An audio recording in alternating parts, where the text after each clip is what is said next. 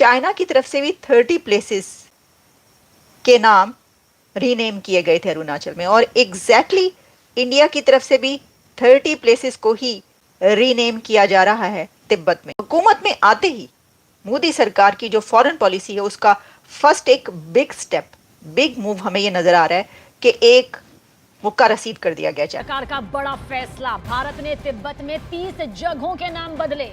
बहुत बड़ी खबर आप तक पहुंचा रहे हैं, एलएसी के साथ मैप पर अपडेट किए जाएंगे ये पूरे नाम तिब्बत पर। मोदी 3.0 सरकार का ये, अगर चीन को ये लग रहा था कि उसको उसकी भाषा में जवाब देना भारत को नहीं आता है, तो अब उसकी ये गलतफहमी भी दूर के साथ एक तो मैं ये समझने से कासिर हूँ कि चीन और उसकी इतनी मुखासमत के बावजूद उनकी बाहमी तिजारत हो सकती है, तो पाकिस्तान की तिजारत क्यों नहीं हो सकती इंडिया के साथ? भारत जो है आहिस्ता आहिस्ता चाइना के पैरों के नीचे से जमीन खिसकाता जा रहा है और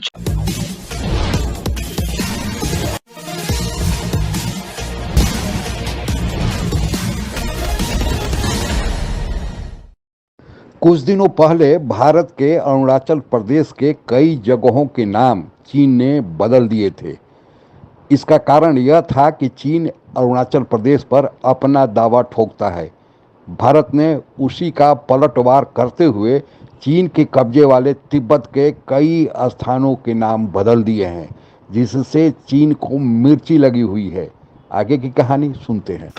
भारत ने यह फैसला किया है कि तिब्बत के 30 प्लेसेस को रीनेम किया जाए, और ये फैसला उस वक्त सामने आया है कि जब इससे पहले कुछ अर्सा पहले चाइना की तरफ से एक मूव सामने आई थी और चाइना ने अरुणाचल की 30 प्लेसेस को रीनेम करने की बात की थी। तो अब क्या ये मोदी सरकार का एक पंच है चाइना के लिए? सिर्फ यही नहीं कि हम इसकी सिग्निफिकेंस पे बात करेंगे कि ये खबर कितनी इंपॉर्टेंट है, बल्कि इसके साथ साथ हम इस पे भी बात करेंगे कि मोदी सरकार के इक़्तिदार संभालने के बाद नरेंद्र मोदी साहब की हुकूमत की तरफ से ये एक चाइना के लिए बड़ा पंच या मुक्का ये बताता है कि भारत की फॉरेन पॉलिसी क्या होगी।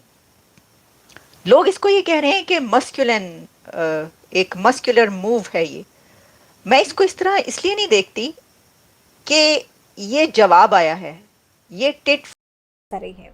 यह भारत के अरुणाचल प्रदेश राज्य और विवादित सीमा के अन्य हिस्सों पर चीनी दावों के खिलाफ एक मजबूत जवाबी अख्तियार प्रस्तुत करने के वैश्विक अभियान का हिस्सा है। अब चूंकि केंद्र में नई सरकार का गठन हो गया है और प्रधानमंत्री नरेंद्र मोदी के नेतृत्व में एनडीए सरकार ने अपना कार्यभार संभाल लिया है, इसलिए चीन के स्वतंत्र क्षेत्र में तिब्बत के स्थानों का नाम बदलने का इस्तेमाल अरुणाचल प्रदेश पर चीनी दावों को खत्म करने के लिए बदले के साथ एक तो मैं ये समझने से कासिर हूँ कि चीन और उसकी इतनी मुखासमत के बावजूद उनकी बाहमी तिजारत हो सकती है, तो पाकिस्तान की तिजारत क्यों नहीं हो सकती इंडिया के साथ? मेरे ख्याल में हो सकती है, होती रही भी है एक ज़माने में। और आपको याद होगा कि एक मुशर्रफ साहब के ज़माने में तो उन्होंने बॉर्डर्स खोल दिए थे आज़ाद कश्मीर के भी, और बस सर्विस शुरू हो गई थी लाहौर से दिल्ली तक, और उधर से श्रीनगर और मुजफ्फराबाद।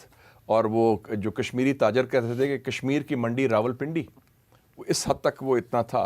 तो लेकिन ये 2016 के बाद मसला शुरू हुआ जब मोदी की हुकूमत आई और उन्होंने जब सार्क का मामला ख़त्म किया। उसके बाद फिर उन्होंने जो कश्मीर पर हमने किया, और कश्मीर पर भी हमने जो किया, हमारी पॉलिसी में मेरे ख्याल में स्ट्रेटेजिक क्लैरिटी नहीं थी उस वक्त भी। और एक तरफ हम बात कर रहे थे कि हम कोई बात नहीं करेंगे, लेकिन फिर मुज़ाकरात भी चल रहे थे। फिर हम उम्मीद खिसकाई कैसे? भारत ने क्या किया? अपने कंट्री को अट्रैक्टिव बना दिया दुनिया के लिए। आइए, भारत आपके लिए रेडी है। मोदी जी एक ही बात बोलते हैं, ये भारत का मोमेंट है, ये अपॉर्चुनिटी है आपके पास, भारत में आइए, पैसे कमाइए। और इसीलिए हमारा जो टारगेट है वो है कि जो पैसा पहले चाइना में जाता था इन्वेस्टमेंट के लिए, वो सारा भारत में आए। हमारा लास्ट ईयर $70 बिलियन का फॉरेन इन्वेस्टमेंट हुआ है, यानी कि बाहर की कंपनियों ने आकर हमारे यहाँ पर इन्वेस्टमेंट किया, फैक्ट्रियां लगाई। उसमें बहुत बड़े बड़े नाम हैं, सैमसंग है, एप्पल है, ऐसी कंपनियां यहाँ पर आ रही हैं। ये पहले सारा पैसा चाइना में इन्वेस्ट होता था, इसलिए ड्रैगन भूखा है बिजनेस के लिए, नहीं मिल रहा। भारत ने ऑलरेडी अपने चीजों को टाइट करना शुरू कर दिया कि चाइना से माल भारत में नहीं आए। और दूसरी तरफ हमने सारा इन्वेस्टमेंट वहां पे जो जा रहा था कंट्री को सपोर्ट करने के लिए, वो सारा अब भारत में आना शुरू हो गया। जो इन्वेस्टर है वो भी भारत को एक अट्रैक्टिव मार्केट की तरफ देखते हैं कि भाई यहाँ पर लेबर चीप है, अपॉर्चुनिटी माल बेचने की बहुत ज्यादा है। और कहीं ना कहीं जो इन्वेस्टर्स हैं वो भी अपने आप को डाइवर्सिफाई करना चाहते हैं चाइना से, कि चाइना से थोड़ा दूर रखा जाए, क्योंकि चाइना कभी भी किसी भी दिक्कत में आ सकता है, जैसे रशिया आज ही डेट। चाइना की तरफ से भी 30 प्लेसेस के नाम रीनेम किए गए थे अरुणाचल में, और एग्जैक्टली इंडिया की तरफ से भी 30 प्लेसेस को ही रीनेम किया जा रहा है तिब्बत में।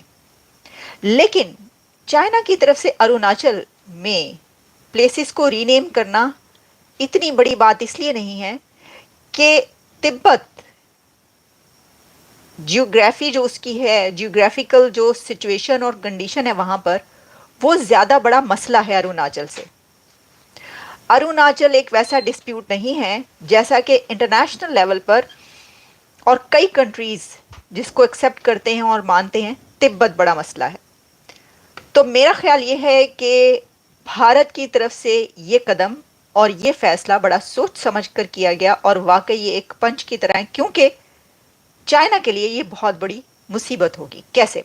सबसे पहले तो आप ये जान लीजिए कि चाइना की अपने लिए खुद काफ़ी है, क्योंकि वो एक इंडिपेंडेंट कंट्री है, उसकी फॉरेन पॉलिसी इंडिपेंडेंट है जिसको पूरी दुनिया मानती है, और वो इतना इंडिपेंडेंट है इकोनॉमिकली कि उसको किसी सहारे की ज़रूरत नहीं कि वो ये कहे कि भाई मैं ये करने लगा हूँ तो अमेरिका तो मेरा साथ दोगे ना, ताइवान की तरह। ताइवान चीन की ऐसी स्थिति है कि चीन के कुल 14 पड़ोसी हैं जिससे चीन की स्थल सीमा यानी लैंड बाउंड्री जुड़ती है, लेकिन चीन के हरकतों के चलते 14 में से 12 देशों के साथ चीन का किसी न किसी प्रकार का सीमा विवाद है, जिसमें से एक भारत भी शामिल है। पिछले दिनों भारत के अरुणाचल प्रदेश पर जिस पर चीन अपना दावा ठोकता है, उसके कई स्थलों के नाम बदल दिए थे। भारत सरकार ने जब चीन से यह पूछा तो उसने कहा कि यह उसके जो विभिन्न लोकल मंत्रालय हैं उनके द्वारा किया गया है, और गोल मोल जवाब देकर भारत को ठरका दिया। भारत को समझ में आ गई कि यह चीन की नीति है कि पहले अरुणाचल प्रदेश के जगहों के नाम बदला जाए, फिर दावा ठोका जाए, और फिर किसी तरह डोकलाम जैसे या गलवान जैसे कुछ लड़ाई झगड़े करके किसी प्रकार आगे पीछे करके धीरे धीरे उसे भी अपने कब्जे में करने की कोशिश की जाए, या इस मसले को अंतर्राष्ट्रीय कोर्ट में ले जाया जाए। भारत ने उसकी मंशा समझ ली थी, और ज्यों ही चुनाव खत्म हुआ तो पहले ही कैबिनेट की बैठक में भारत सरकार ने यह फैसला लिया कि तिब्बत जो अभी चीन के अधिकृत कब्जे में है, उस पे भारत ने अपना दावा ठोकते हुए उसके 30 जगहों के नाम बदल दिए। हालांकि पहले तिब्बत चीन और भारत के बीच में एक बफर स्टेट था, लेकिन चीन ने धीरे धीरे उस पर अपना कब्जा और आधिपत्य जमाने की कोशिश की। तभी वहाँ से डर के वहाँ के धर्मगुरु दलाई लामा भागकर भारत में आ गए, और आज भी अभी हिमाचल में रहते हैं। भारत सरकार ने चीन से झंझट मिटाने के लिए यह मान लिया था कि तिब्बत जो है वह चीन के नियंत्रण में रहेगा, चीन तिब्बत को ऑटोनॉमी देगा और दलाई लामा वहाँ रहेंगे, चीन की सेना है तिब्बत की सुरक्षा करेगी। लेकिन चीन ने भारत की इसे कमजोरी समझा, वह समझा कि भारत तिब्बत को चीन के एक राज्य के रूप में मान्यता देता है। हालांकि हमारे पूर्व के जो सरकारें थी उनकी यह गलती थी। देखिए, मोदी सरकार ने चीन के हरकतों को देखते हुए कि भारत चीन से सुलह और शांति चाहता था, लेकिन चीन तिब्बत से संतुष्ट नहीं हुआ तो अरुणाचल पर भी दावा ठोकने लगा। और उधर अक्साई चीन, तो चीन ने 1962 की लड़ाई में अभी भी गलत ढंग से अपने कब्जे में कर ही रखा है, जहां पर भारत का मानसरोवर वाला इलाका है।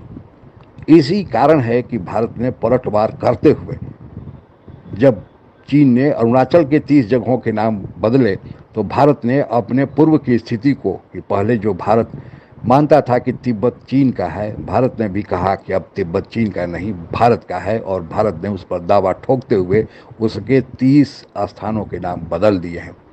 चीन को इससे मिर्ची लगनी ही थी और लगी भी है।